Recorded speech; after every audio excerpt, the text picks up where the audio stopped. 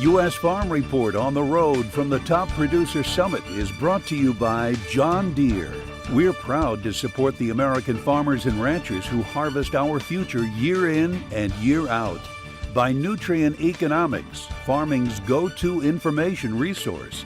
Find economics at nutrient-economics.com. And by BASF, helping you do the biggest job on earth. Welcome back to U.S. Farm Report this weekend from the 2026 Top Producer Summit here in Nashville. A lot to discuss, and really the topic we're going to talk about is, without China, what is the next big demand driver for U.S. ag? But before we do that, we did have a USDA report this week, Dan. When we look at the February report, typically not a big market reaction, but how did the market react this week? So it's a good day. The market's up. Beans are up about 10. Corn's up a penny. Wheat's down 2. The report showed us that U.S. corn exports were raised 100 million bushels to a record 3.3 billion. Wheat food use came down 5 million, so we increased stocks there to 916. And maybe the big one is the Brazilian soybean crop is now 80 million metric tons, 180 million metric tons, a record that was up too. So that's the highlights, but thank God the market's rallying. Yeah, I mean, did that surprise you a bit? You knew South America was going to be big. No, we knew South America was going to be big, and it's going to keep getting bigger. We think finally we'll be somewhere between 183 and 185 at the final. But, again, the Brazilians are chewing through it, and we're finding some outlets. Well, other big news that we're watching is when it comes to China, and we're watching kind of this discussion, what happens with China, specifically with buying soybeans. And Greg, last week we saw how the market reacted when President Trump asked China to buy another 8 million metric tons of soybeans. That would bring that total to 20 million metric tons soybeans. Would that be a game changer for us? And is agriculture just a bargaining chip in a much bigger picture right now when it comes to these discussions with China? I don't know that we're a bargaining chip. I think the relationship is transactional. I think President Xi and President Trump are a couple old cattle traders, and they like doing business this way. China has things that they need. The U.S. has things that we need, and we're trading them back and forth here a little bit. The key point, I think, of all this is we're the two biggest economies in the world. We're talking. We went for quite a while here that there were no conversations between our two countries economically. The good news is that we're back to the table and having these conversations. If it's transactional, so be it. At least we're getting some stuff done. But Dan, how do you create a marketing plan right now when one post on Truth Social can send soybeans up 50 cents? And then we see another announcement come out and you think it will be up and then soybeans are actually down. How do you kind of have a marketing plan when we do see these headlines that impact prices? So the big landscape is still bearish. Okay, we're still oversupplied globally. And I think that's something everybody needs to understand. So when you get these kind of rallies, it provides opportunities. And I tell producers to think ahead, know your margins, think ahead about locking down some things and be forward. And that I'm saying, think about selling 40 to 60% of the upcoming crop in 2026. Get marketing along with 25. Reward the rallies. And then, if you get PLC payments and you get some, we'll call them Trump bucks or bridge payments, whatever they are, this just adds to the bottom line. And that's how should I say it, game the system as we have it today. Secretary Brooke Rollins has said several times that here in U.S. agriculture, we have to reduce our reliance on China. Do you agree with that, Greg? Well, I don't know that we have a choice. China's better days are probably behind it when it comes to food imports. If you look at their total imports of food over the last several years, they kind of peaked in 2022 after our phase 1 agreement in 2019 signed in 2020. It was in those days, China's total food imports from the world were larger than total U.S. ag exports to the world. But over the last couple of years, you've seen China's imports come down significantly. Number one, that's a function of the Chinese economy is just not doing very well at all since COVID. Number two, they've expanded to the use of GMO seeds, other issues. They will tell you very honestly, when it comes to beef, pork, poultry, dairy, they want to try to grow it themselves. The use of GMO corn seed, they're more self-reliant than they were before. I know there's mixed reactions to do we need to reduce our reliance or not? And you're saying we have to. But when we ask economists, Dan, the question of in 2026, where do you see the biggest trade opportunity for new revenue in 2026? And we asked this of ag economists. 23% still said China. Yeah. Another 23% said Southeast Asia. So it just seems like it's easier said than done at this point. You're right, because as we look at the rest of the world, there is no demand growth that we can see. India is at least 10 or 15 years away. Africa is a generation away. So as we think about the world today, it's Southeast Asia. I would say, to Greg's point, China's a mature market now. I don't think it's going to grow anymore.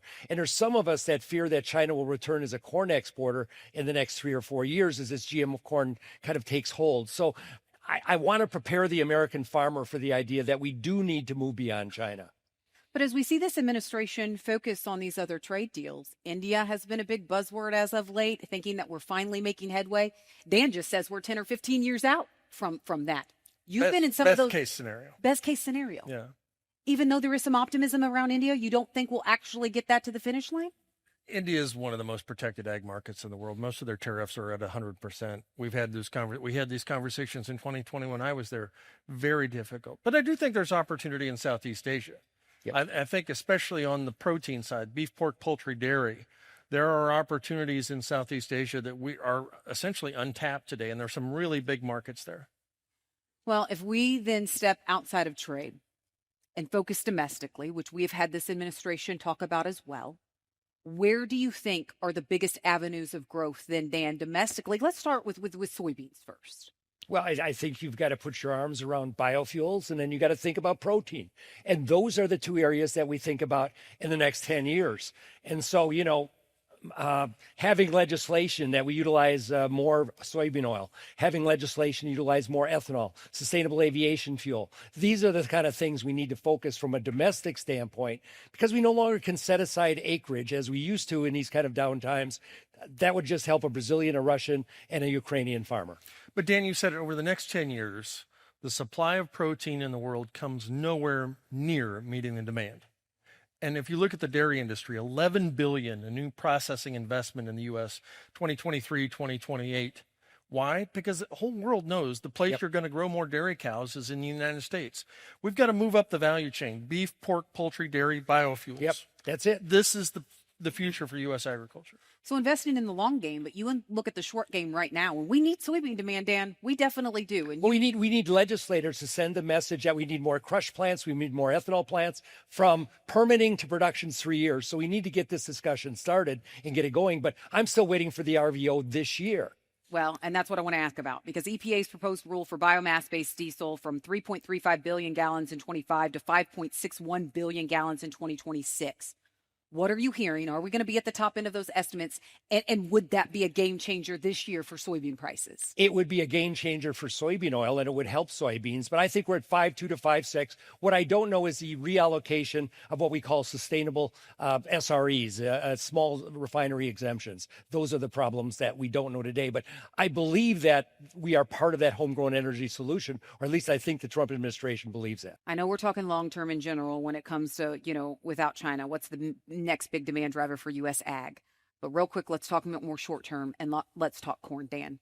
Because if we do plant 95 million acres of corn this coming year, like some are talking, export demand is so good.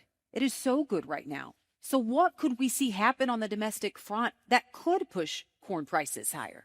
We need a drought. I mean, I've got to be honest, it's not going to be demand. It has to be weather. It's supply driven, because feed residual in this country is not going to get much over 6 billion. So we're just in this time where we need time to build the demand for protein and biofuels. It's not something you just turn the key and get it tomorrow. Sorry. It isn't, but we want that immediate. I know, we all do. Want it overnight.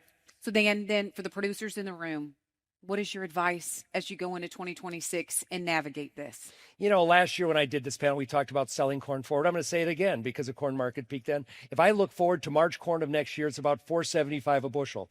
470 to 480, what's wrong with that? And we need to be protective of some of that margin. If I look at beans next January, they're at 11.15 today. What's wrong with selling some there and thinking forward? Then that gives us courage to go into the middle of the summer. And remember, we got this new program called PLC. We're going to get some backstop on the bottom line from the administration. I put it all together and I have a decent year, and I wait for the good times to come. Gregg, let's end on a positive note as well.